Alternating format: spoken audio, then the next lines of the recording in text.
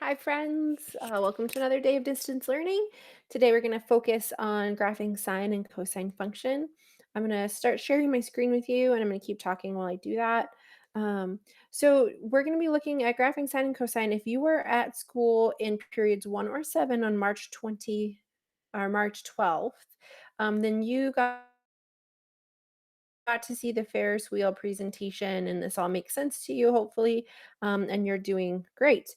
But if you weren't there or if you need a little refresher because that was a long time ago, that's what today is for. If you were at class on the 12th, I'm adding in the cosine function. So there's new information here on top of what we did in class on the 12th. So we're doing sine, which we talked about on the 12th, and cosine. If you need more practice, if you need more explanation, if it's just something that you need to look at more stuff and have it hands on, you can use your textbook 13.4, also Math Excel, Chapter 13, Lesson 4, Chapter 13, Lesson 5. That will be a great place for you to find more information. That's pages 861 to 867. All right, so let's do some anti-set today. So I know it says that you're bored, and we're not at boards today, and that's okay. I want you to use your unit circle, foldable, to fill in this table. If your unit circles at school, do not fret. One of the things that we can do is we can go to the interwebs. We can type in unit circle into Google, and we can find a unit circle that we can use.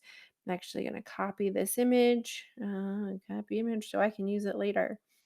Um, don't want the Jamboard. I want to go here. Great. Okay. So you can pause my video while you take a moment to try and fill in this table where your input is theta and your output is the sine of theta. If you have no idea, stay tuned. We're going to go through it. Otherwise, pause now to give yourself an opportunity to try to fill that out. And welcome back. So the next thing we're going to look at, what is our objective for today? We want to be able to model both the sine and the cosine function.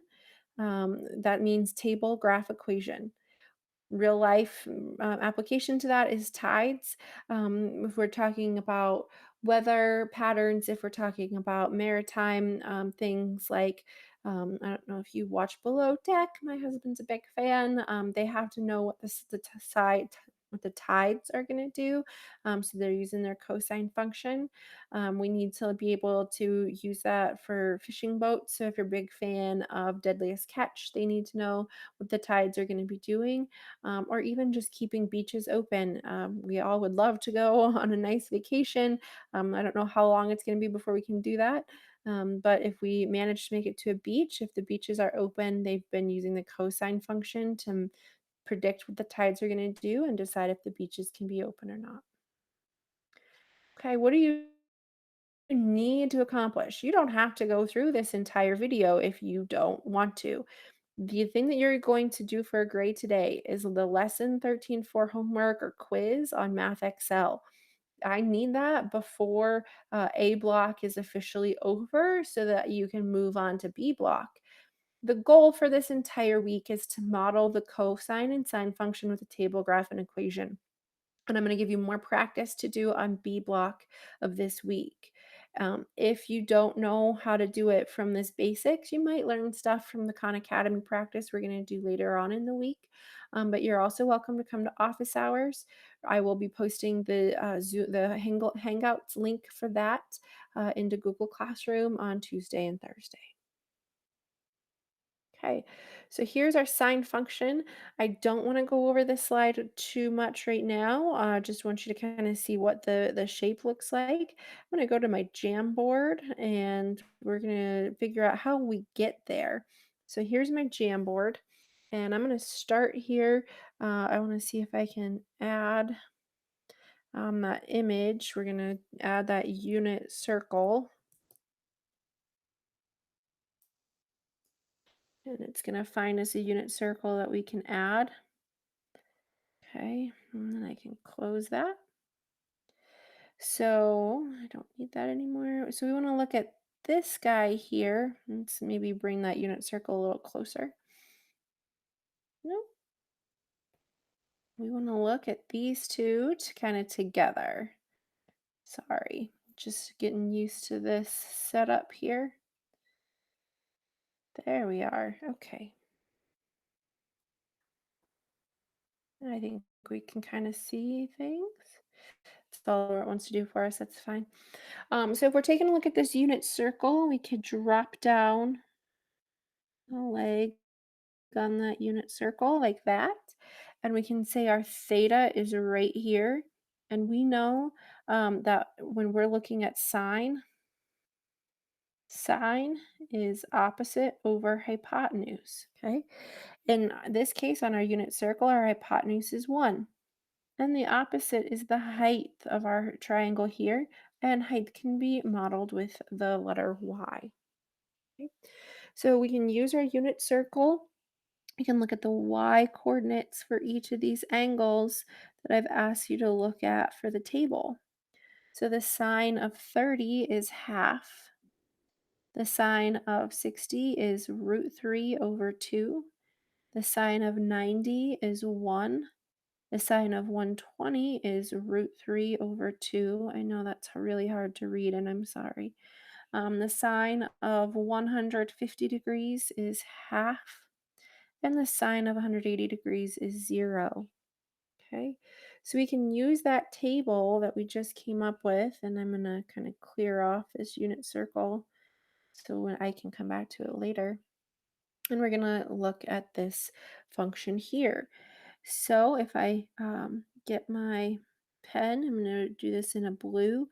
The sine of 30 degrees, now remember 30 degrees is the same on our unit circle, coming back to our unit circle here. 30 degrees is the same as pi over 6.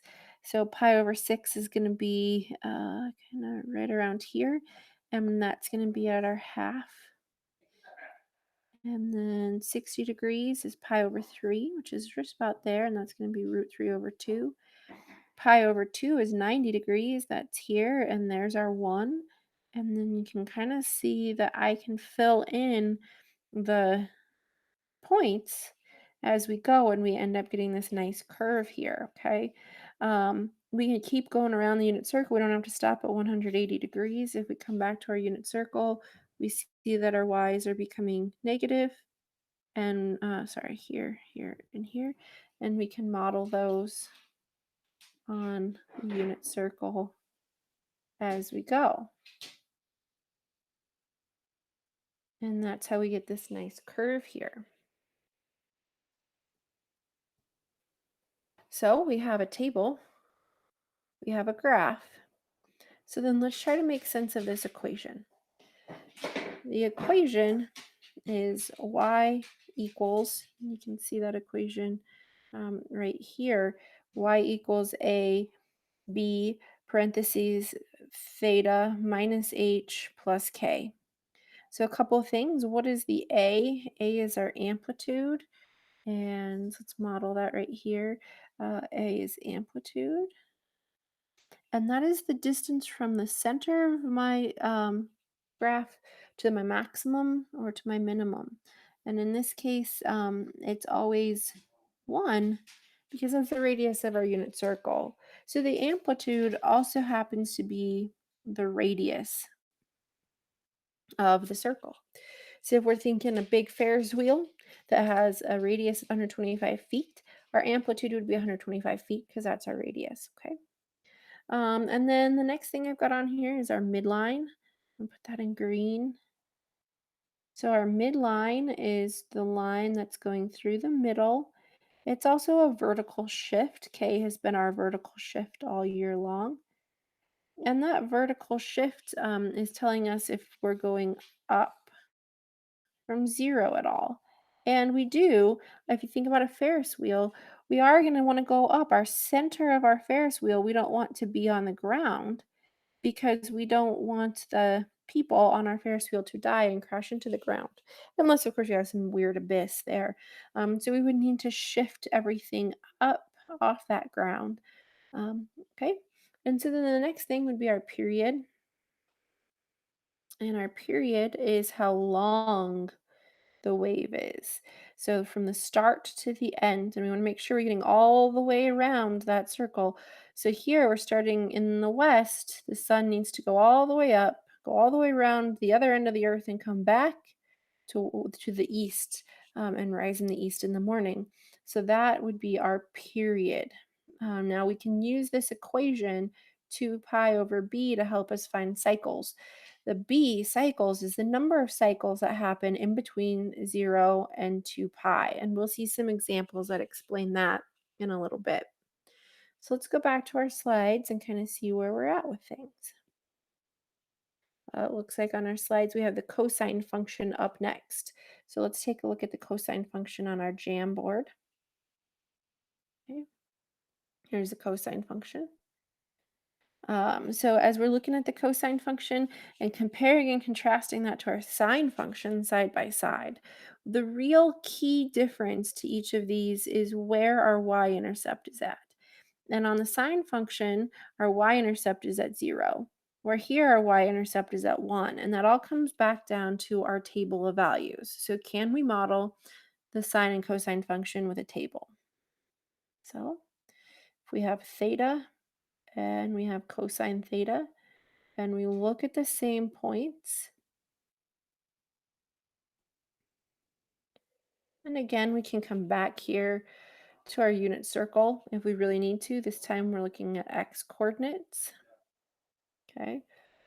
We're going to have root 3 over 2, half, 0, negative half, negative root 3 over 2, and negative 1.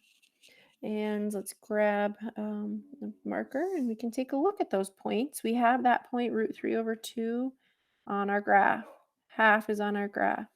0 is on our graph. Negative 1 half. Negative root 3 over 2, negative 1. So we can kind of see that that y-intercept is going to be at 1 because that happens to be our x-coordinate when our input theta is 0. I know that you might be feeling a little confused knowing that cosine is x and our sine is y, and how does x and y fit onto this? Remember, it's defining our inputs and our outputs.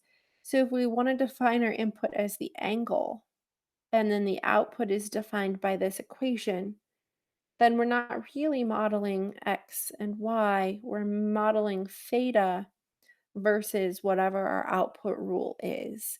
So don't be confused on those x and y's. Okay.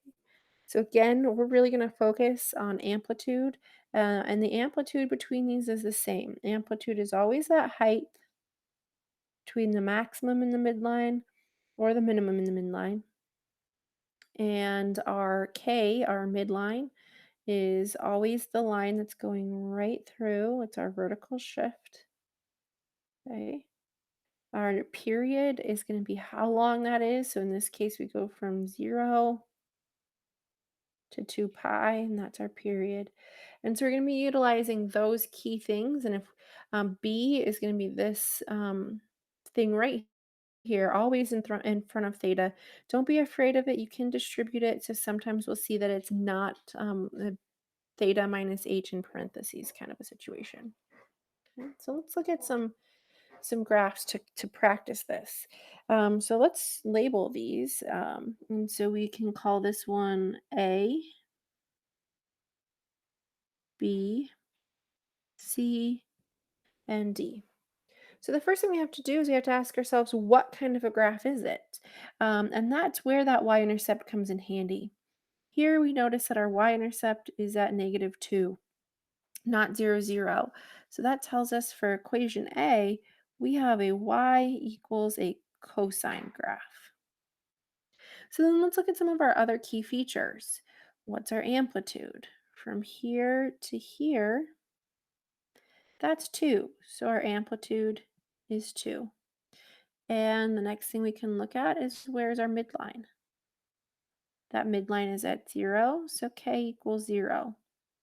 And then the last thing we can look at is either our period or our number of cycles between 0 and 2 pi. Well, this graph isn't labeled 0 to 2 pi. It looks like we have from 0 to pi on here because this over here could be pi, 3.14. So let's just look and see what a full turn how long that full turn is. So let's get my yellow marker up here. So from here to here, looks like it's about pi over 3. So we can say that our period equals pi over 3, maybe. We could maybe call that 1, but that's not in terms of pi necessarily. So if I say period is pi over 3 and make that equal to 2 pi over b and multiply by b on each side, and I get b times pi over 3 equals 2 pi, and then I can multiply by the reciprocal, 3 over pi on each side. And so that cancels out over here. The pi's cancel out over here. 2 times 3, b equals 6. And then we just plug that in.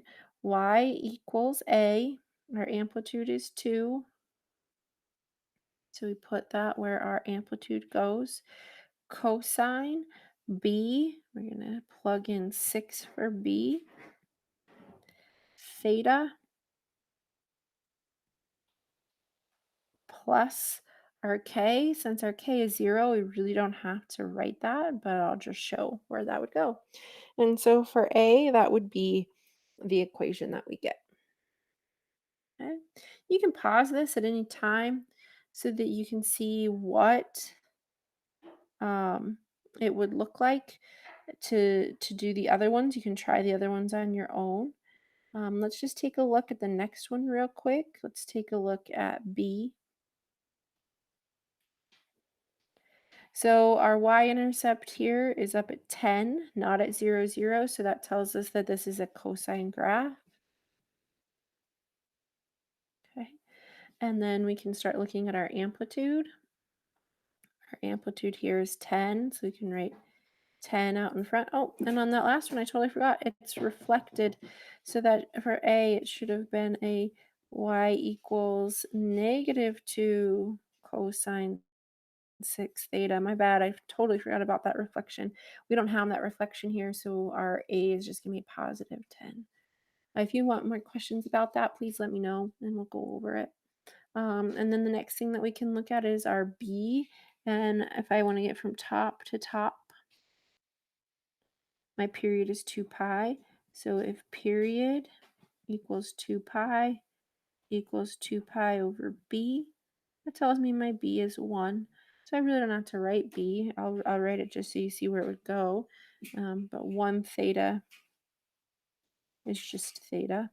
And then we would look at our midline, and our midline is here at 0. And so we can add that midline back in. You don't have to show plus 0.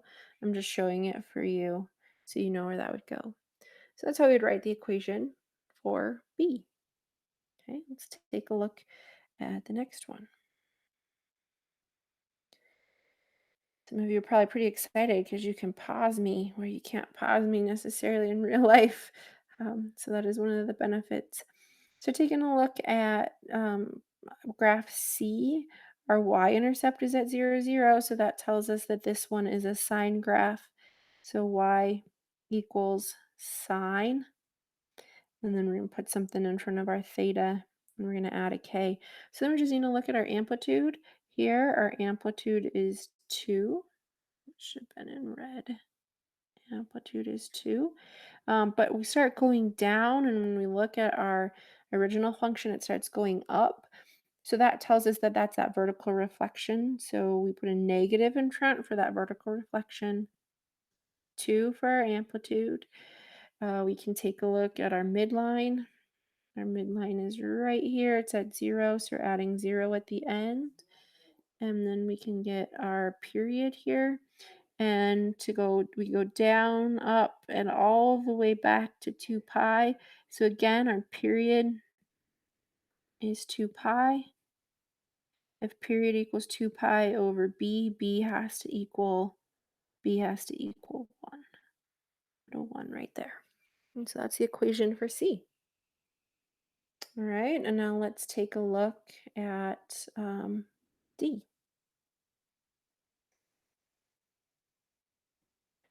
All right. So again, looking at D, our y-intercept is at 0, 0. That tells us that we're going to have a sine function. So y equals sine and something theta plus a k. In this case, we start by going up, which is exactly what our parent function over here started to do. It started going up. So we can say that that's positive. So then the next thing that we look at is our amplitude. And here our amplitude is 3. So we put our 3 out in front. The next thing we can look at is our k, our vertical shift. Our midline is here at 0. I might give you ones that will shift, so be ready for that at some point. All right, and then we look at our cycles, our B value. So let's go ahead and erase this so we can see a little bit better here. If we trace this, we're going up and down and back, and that looks like that is 1 pi for our cycle. We can also then go, here we go, between 0 and 2 pi, there's 1 cycle and 2 cycles. So then we know that our B value is 2, because there's 2 cycles between 0 and 2 pi. We know that our period is pi. So if period equals pi, and that equals 2 pi over b, we can multiply by b on each side. So b pi equals 2 pi, and b equals 2. So we can do it either way, where we use the equation, or we can look and see how many cycles there are between 0 and 2 pi. So there we've done it. We've modeled some equations with a table, a graph, and an equation. We're going to spend this entire week practicing this skill, so please don't feel like it has to feel perfect right now. It's just an introduction. Let's check back in with our slides. All right, so we've done that practice. Here's what I want you to focus on. I would strongly suggest that you look at the 13-4 study plan, because that's going to give you some good practice before you do the piece that's for a grade. Okay, that's the 13-4 study plan on Math Excel. Also, the 13-5 study plan will give you some great practice that's not for a grade. You do need to have this 13-4 homework assignment in Math Excel completed for a grade before our next block day. We're going to get some more practice on Khan Academy for our next block day. So please don't feel like you have to be perfect at this. We just need to be starting to see how this goes, okay? And there will be another video that I'll post to Google Classroom that will walk you through this 13-4 assignment if you need more help before office hours. Okay. So, what questions do you have for me? That's what that question in Google Classroom is for every day. If you have a question, post it there. Otherwise, you do just need to tell me that you were present and you saw your materials for today. So, don't be sure to check in for the attendance question in Google Classroom. Hopefully, we have looked at the essential question, how can you model circular motion? We've modeled the sine and cosine function with a table, a graph, and equation, and we know that this can model tides. You might want to compare and contrast the difference between sine and cosine in your notes. And we talked a little bit about how that has to do with the y-intercept, the difference between them. That'd be good for you to have as we move forward. So you know if you are presented with an equation, we call both of these collectively sinusoidal graphs or sinusoidal functions.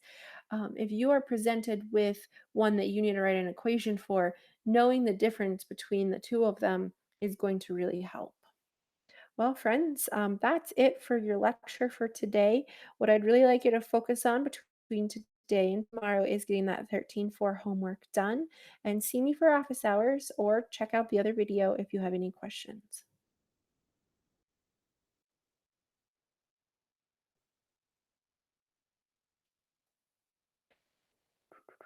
I hope you are well. I hope you stay safe, and please let me know if you need anything.